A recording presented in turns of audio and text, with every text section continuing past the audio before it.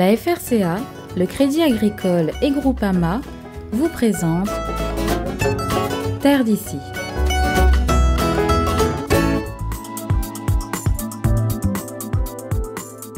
Ils sont jeunes, dynamiques et motivés.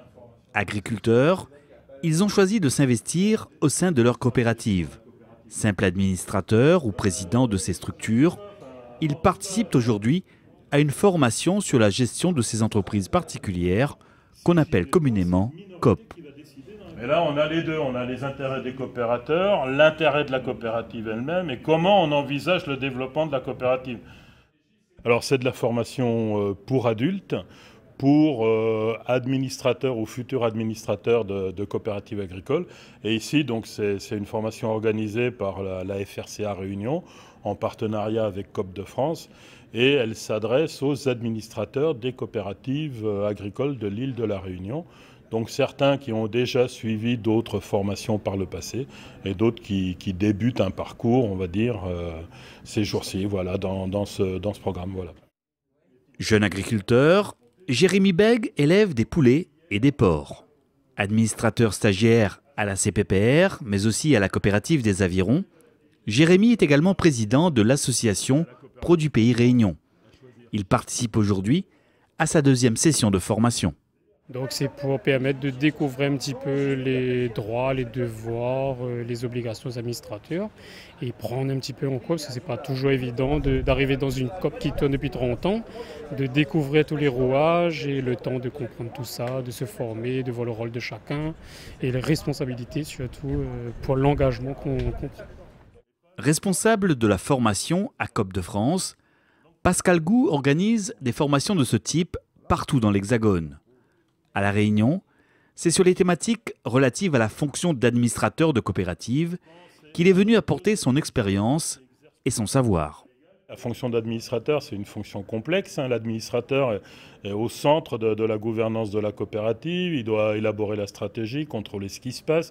Donc connaître un peu la gestion, connaître le commerce, connaître la production, connaître l'économie, l'environnement, les institutions, la réglementation. Et ça, quand on est agriculteur, on ne maîtrise pas forcément toutes ces données-là. Donc ces formations ont pour objet d'apporter vraiment des clés, des outils de compréhension pour faciliter la prise de fonction ou l'exercice de la fonction.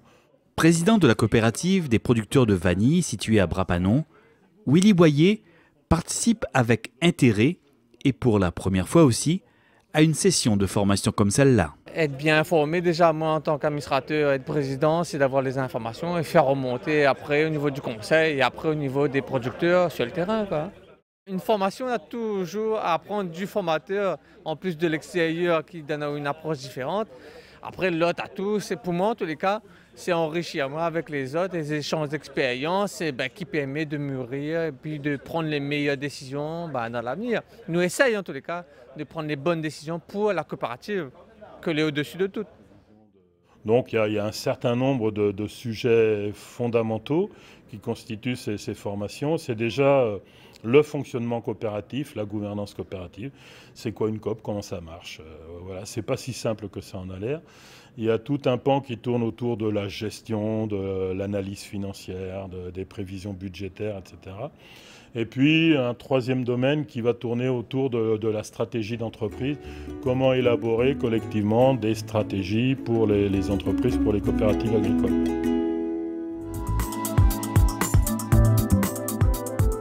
Jeune agriculteur, Jean-Charles de Cambière s'est spécialisé en production fruitière.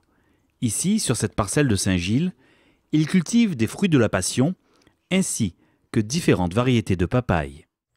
Donc là, comme on le voit, on a planté une variété qui s'appelle la variété Red Lady, donc qui est une papaye à la chair très très rouge, très sucrée. On a planté aussi de la papaye hawaïenne, la solo classique, papaye de dessert.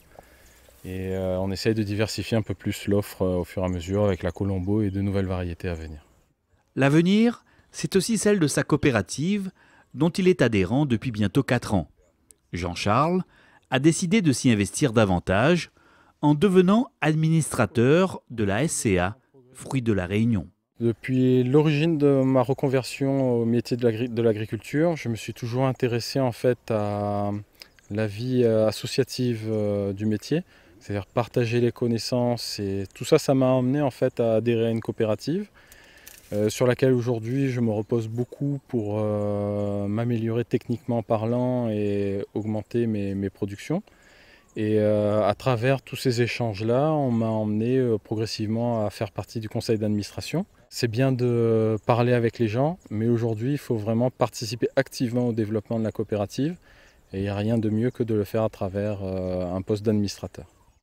Si Jean-Charles a beaucoup appris depuis son élection en tant qu'administrateur de sa coopérative, la formation qu'il a suivie récemment sur ce sujet lui aura été plus profitable encore. La formation dont on a bénéficié récemment avec FRCA et Coop de France nous a vraiment ouvert les yeux sur un métier, entre guillemets, en tout cas une responsabilité qui est beaucoup plus étendue que ce que je pensais au départ. Ce qui m'a interpellé, c'est à quel point on était responsable pénalement et juridiquement de toutes nos actions à travers le conseil d'administration.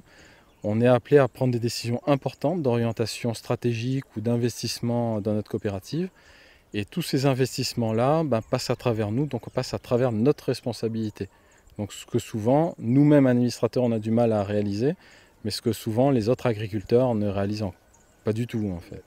D'où l'importance de suivre une formation comme celle-ci, toujours très enrichissante. L'idée, c'est que de tout ce qu'on peut faire apporter en compétences, en conseil, permettre aux administrateurs de monter en compétences, au conseil, à la coopérative d'être plus performants, de gagner en efficacité. Et puis ça permet aussi de constituer des groupes de gens qui se connaissent et qui constituent un réseau et qui permettent comme ça de valoriser le tissu coopératif régional. Voilà, on a déjà des présidents, alors je ne sais pas, mais on a peut-être de futurs présidents qui commencent un parcours sans savoir qu'ils seront peut-être présidents un jour et qui, voilà, parce qu'ils ont fait ces formations, accéderont à des responsabilités plus importantes plus tard. Voilà, on a bénéficié en fait de l'expérience d'un spécialiste des coopératives venant de métropole. Il nous a brossé un portrait le plus détaillé possible du fonctionnement d'une coopérative. Aujourd'hui, cette expérience-là nous permettra de très rapidement régler un certain nombre de problèmes qu'on aurait pu avoir dans l'avenir. Et à travers une collaboration qui va continuer à travers les échanges auprès de la FRCA, on va pouvoir progresser encore plus dans une meilleure gestion de nos coopératives et accompagner leur développement.